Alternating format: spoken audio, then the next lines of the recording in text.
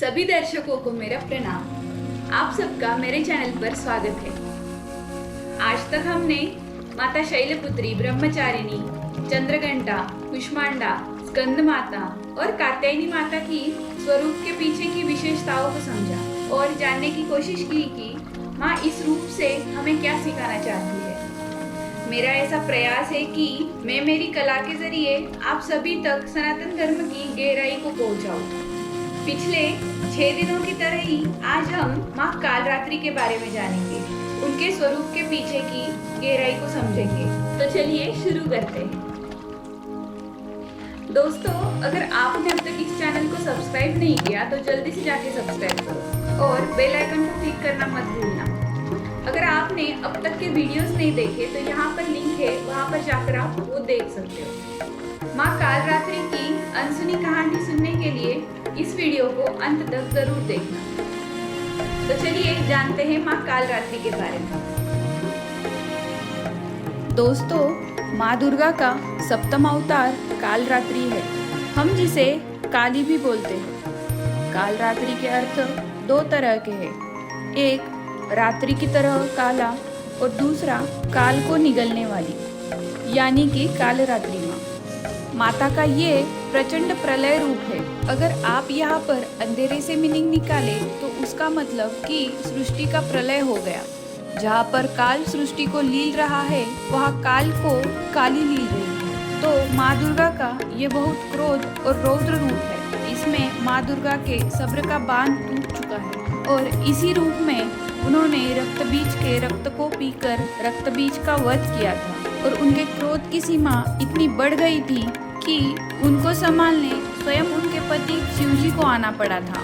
तो ये माता का सबसे रौद्र रूप है, जो ये दर्शाता है कि जहाँ एक स्त्री अपनी ममता से एक नए जीवन को रच सकती है, ब्रह्मांड को रच सकती है, वही समय आने पर धर्म की स्थापना हेतु रौद्र रूप भी धारण करके जीवन को ग्रहण भी कर सकती है। जब ब्रह्मांड की रचना हो सकती है तो ब्रह्मांड का प्रलय भी हो सकता है। इसीलिए जहाँ पर एक स्त्री शिशु को जन्म दे सकती है, वही जरूरत पड़ने पर वो जीवन को ग्रहण भी कर सकती है। माँ दुर्गा का ये स्वरूप स्त्री का सबसे विकराल स्वरूप है।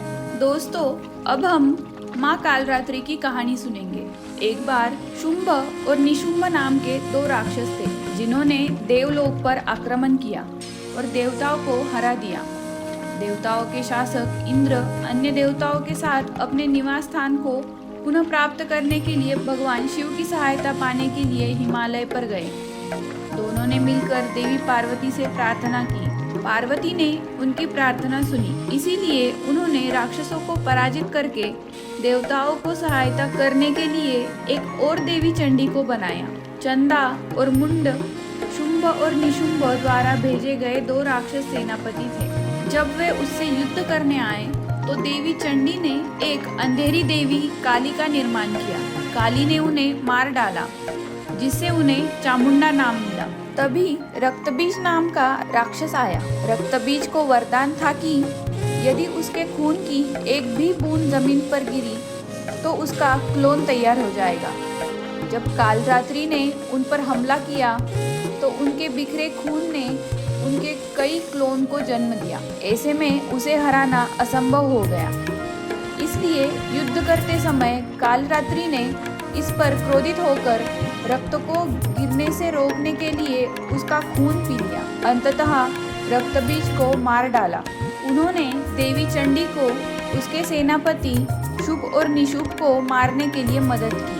वह इतनी उग्र और विध्वंसक हो गई कि जो भी उसके सामने आता वो उसे मार डालती। सभी देवताओं ने उन्हें रोकने के लिए भगवान शिव से प्रार्थना की। इसलिए शिव ने उन्हें रोकने के लिए उनके पैर के नीचे आने का फैसला किया।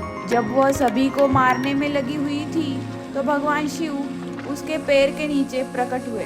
अपने प्यारे पति को अपने पैर के नीचे देखकर उसने अपनी जीभ काट ली और उन्हें खड़े होने में मदद की और इस तरह भगवान शिव ने उन्हें शांत किया।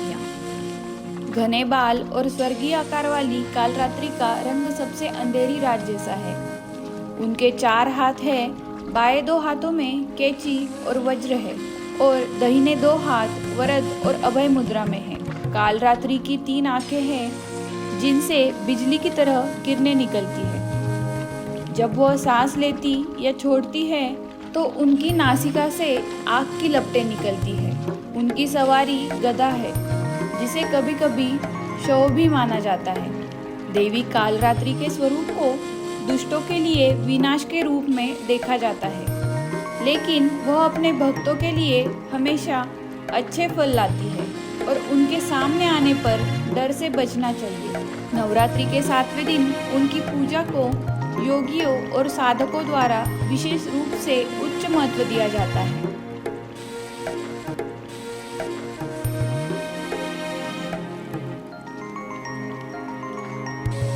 इस वीडियो को अंत तक देखने के लिए बहुत बहुत शुक्रिया।